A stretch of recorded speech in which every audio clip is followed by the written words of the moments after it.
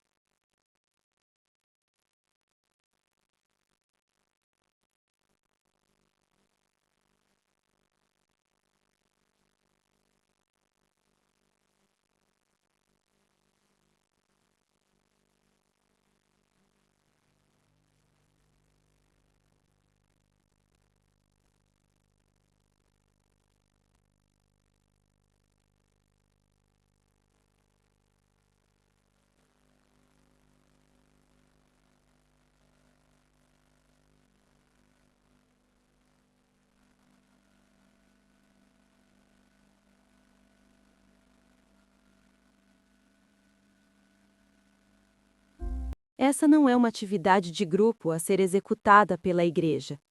Não me posso esconder atrás do pretexto de que minha igreja está fazendo evangelismo enquanto estou só levemente envolvido.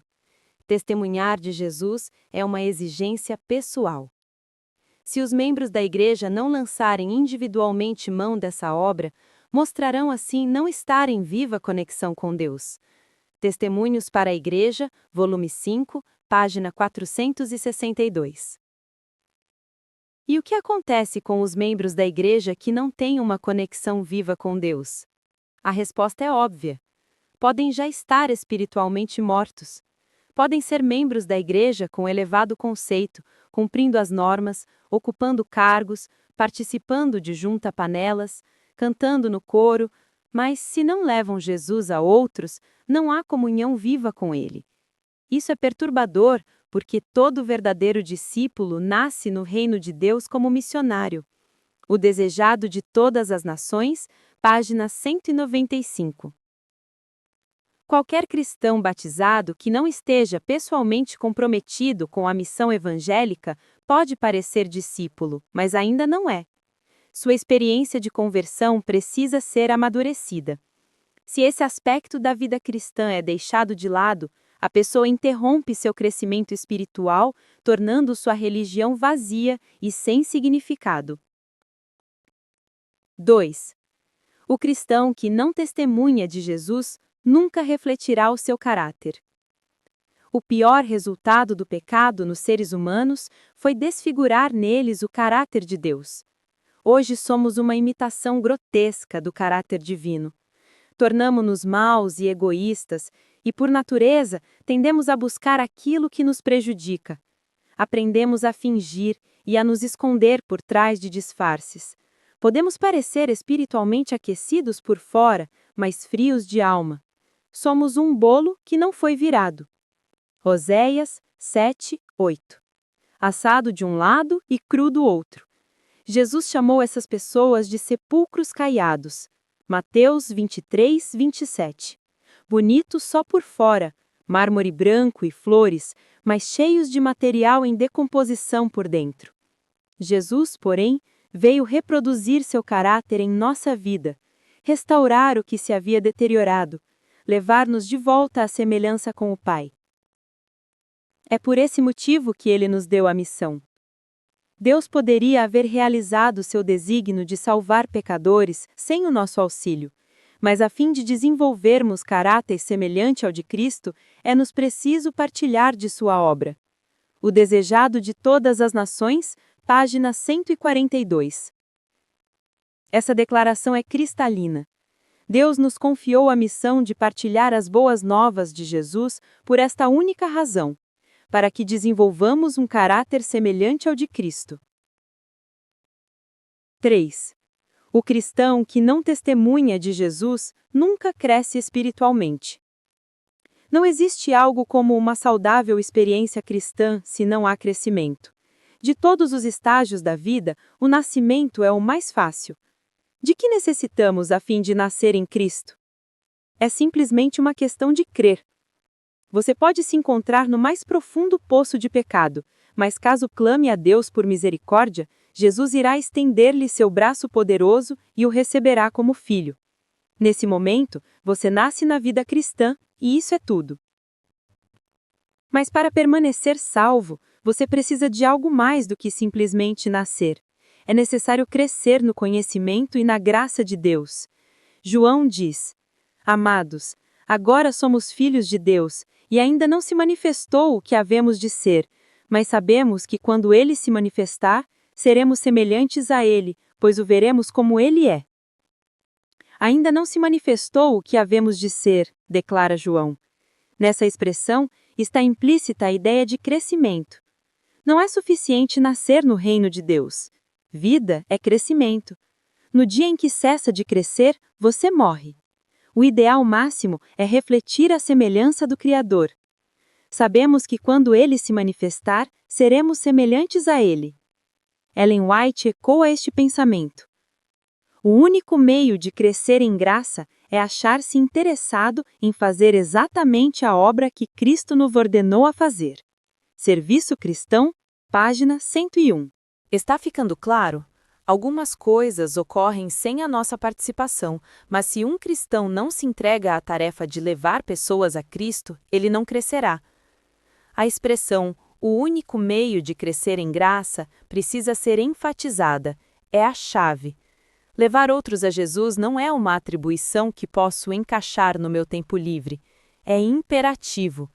Se deixo de fazê-lo, permanecerei atrofiado espiritualmente, como Ellen White expressa.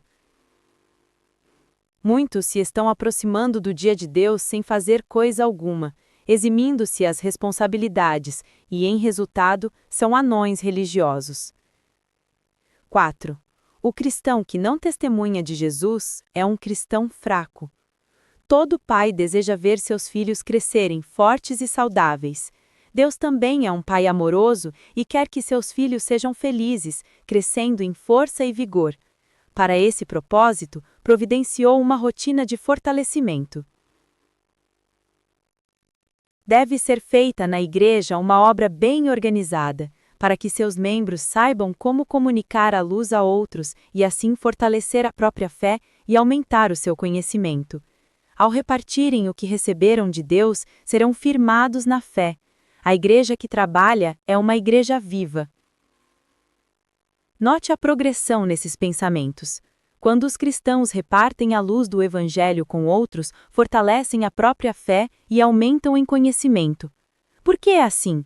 A razão é: ao repartirem o que receberam de Deus, serão firmados na fé.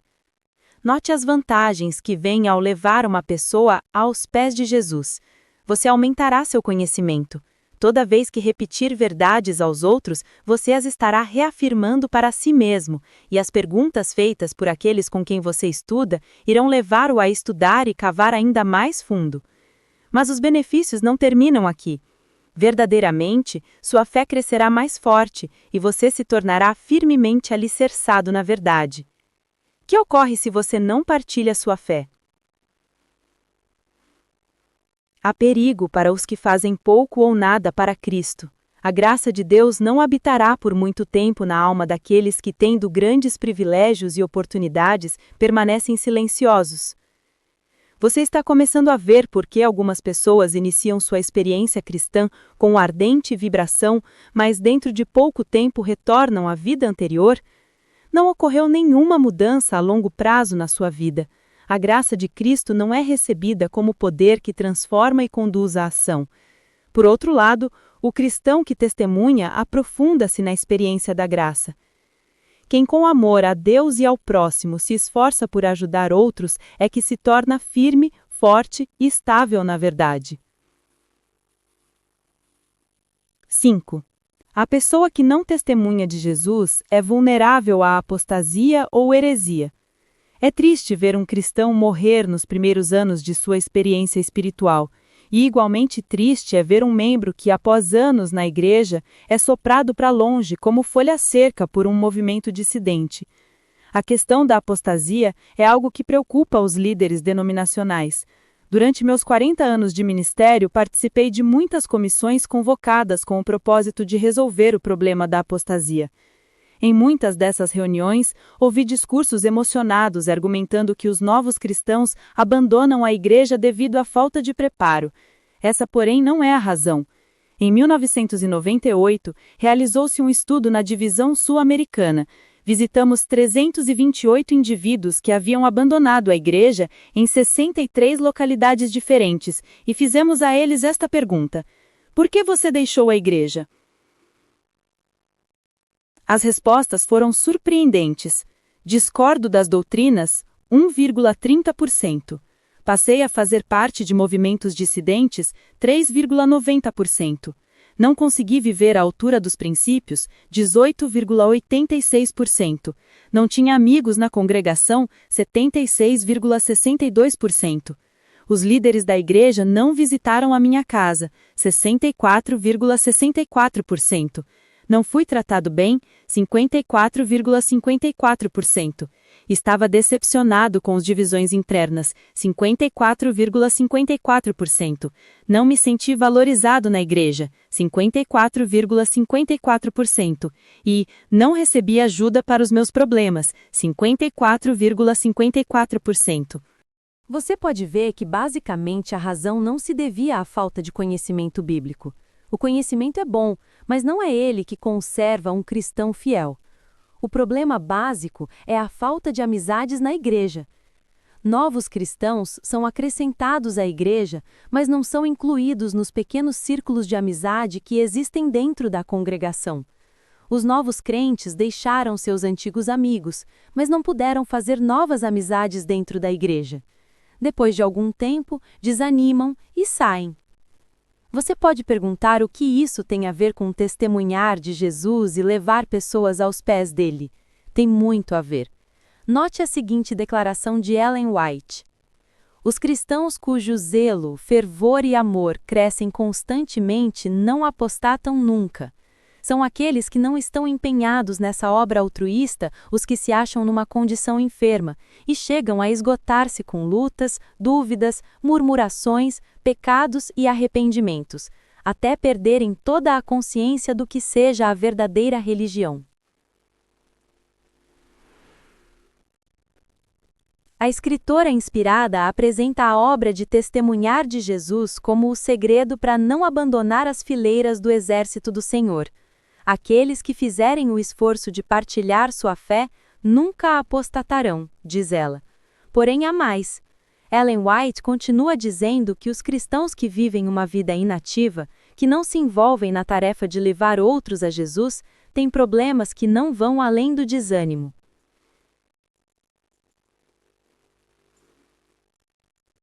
Reconhecem que não podem volver ao mundo e assim penduram-se às extremidades de Sião, tendo ciúmes mesquinhos, invejas, decepções e remorsos. Estão cheios de espírito de crítica e alimentam-se das faltas e erros de seus irmãos. Têm apenas uma vida religiosa despida de esperança, de fé e de sol.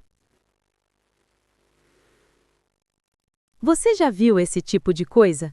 Conhece pessoas que gostam de criticar a igreja e seus líderes? Pergunte-lhes quantas pessoas levaram a Jesus no ano passado. Você descobrirá a razão de seu comportamento negativo.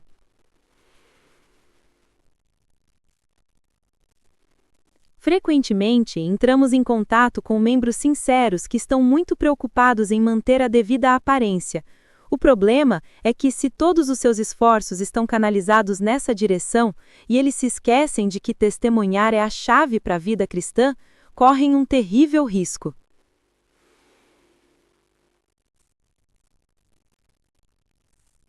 Muitos há que professam o nome de Cristo e cujo coração não está empenhado em seu serviço.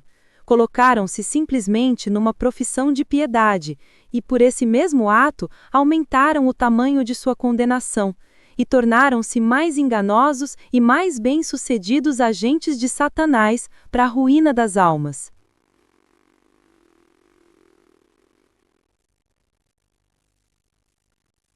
Quando um cristão deseja apenas fazer uma profissão de piedade, mas não se torna ativo em levar outros a Cristo, corre o risco de degenerar-se em um efetivo agente de Satanás para a destruição das pessoas. Isso é verdadeiramente preocupante.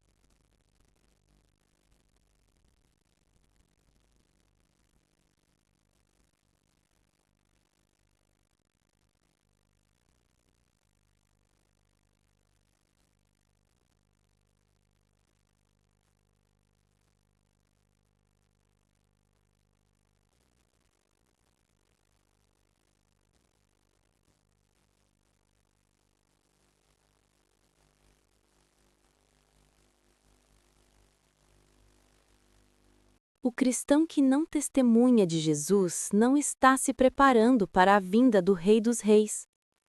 Qual é o modo certo de preparar-se para a vinda de Jesus? Seria preocupar-se com a data da temida lei dominical ou do início da perseguição? Seria sair para o deserto a fim de estudar a Bíblia e orar como nunca antes? Leia o que o conselho inspirado tem a dizer. Nossa fé no presente tempo não deve consistir em mero assentimento ou em simplesmente aceitar a teoria da terceira mensagem. Precisamos do óleo da graça de Cristo para alimentar as nossas lâmpadas e fazer que a luz de nossa vida brilhe, indicando o caminho aos que estiverem em trevas. Testemunhos para a Igreja, volume 9, página 155. Oração e estudo diário da Palavra de Deus são indispensáveis, mas precisam estar acompanhados pela obra de indicar o caminho aos que se encontram em trevas. De outra forma, a vida devocional não terá sentido. Estamos no tempo de espera. Porém, esse período não deve ser despendido em devoção abstrata. Espera, vigilância e trabalho diligente devem ser combinados. Testemunhos para a Igreja, volume 5, página 276. Devoção abstrata é aquela que se limita ao estudo da Bíblia e à oração. Precisamos incluir o testemunho na vida devocional, e isso significa simplesmente buscar outros e levá-los a Cristo. O cristão que não testemunha de Jesus está sempre exigindo atenção e cuidado. Há muitos cristãos insatisfeitos, com fé débil. Ellen White, mais uma vez, sugere o antídoto. Eis a receita prescrita por Cristo para a alma desfalecida, duvidosa, tremente. Que os tristes que andam lamentosamente na presença de Deus, levantem-se e ajudem alguém que está em necessidade. Testemunhos para a Igreja, volume 6, página 266. Uma vida sem missão é uma vida cheia de dúvidas. Lembra-se do que Jesus fez quando viu que os discípulos estavam carregados de dúvidas? Não há senão um remédio verdadeiro para a indolência espiritual, e esse é trabalhar. Trabalhar pelas almas que necessitam de seu auxílio. Testemunhos para a Igreja, volume 4, página 236. Ellen White conta uma história que ilustra como o ajudar a outros beneficia a nós mesmos. Li a história de um homem que, viajando num dia de inverno através de grandes montes de neve, ficou entorpecido pelo frio, o qual ia, quase imperceptivelmente, congelando-lhe as forças vitais. Estava enregelado, quase a morrer, e prestes a abandonar a luta pela vida, quando ouviu os gemidos de um companheiro de viagem também a perecer de frio. Despertou-se-lhe a compaixão e decidiu salvá-lo. Friccionando os membros enregelados do infeliz homem, conseguiu, depois de consideráveis esforços, pô-lo de pé. Como o coitado não se pudesse suster, conduziu-o compassivamente nos braços através dos mesmos montões que supusera nunca poder transpor sozinho. Havendo conduzido o companheiro de viagem a lugar seguro, penetrou-lhe de súbito no espírito a verdade de que, salvando seu semelhante, salvara-se a si mesmo. Seus fervorosos esforços para ajudar a outro estimularam o sangue prestes a congelar nas veias, comunicando saudável calor aos membros. Obreiros Evangélicos, páginas 198 e 199. Conheci André numa das mais violentas cidades do mundo. Ele tinha uma reputação assustadora e havia passado vários anos na prisão, pagando por seus crimes. Enquanto estava na prisão, André conheceu o Senhor Jesus Cristo. Numa noite particularmente gélida de inverno, André sentiu que não chegaria vivo ao amanhecer. Sua cela estava fria de congelar. Nessas condições, ele me ouviu falando através do rádio do companheiro de cela. Naquela mesma noite, o Espírito de Deus tocou seu coração. Ele havia ouvido repetidamente pessoas falarem sobre Jesus, mas sempre achou que religião fosse coisa para pessoas fracas. Orgulhava-se de ser durão e andava com armas potentes. Muitas pessoas sofreram por causa de sua atividade criminosa, que ele iniciara ainda juvenil. Ele culpava a sociedade por não lhe haver oferecido um caminho melhor na vida. Naquela noite, André achou que estivesse morrendo, e esse pensamento o assustou. Quando as coisas pareciam ter chegado ao ponto mais baixo, ele chegou a entender que Deus o amava e queria dar-lhe um coração novo.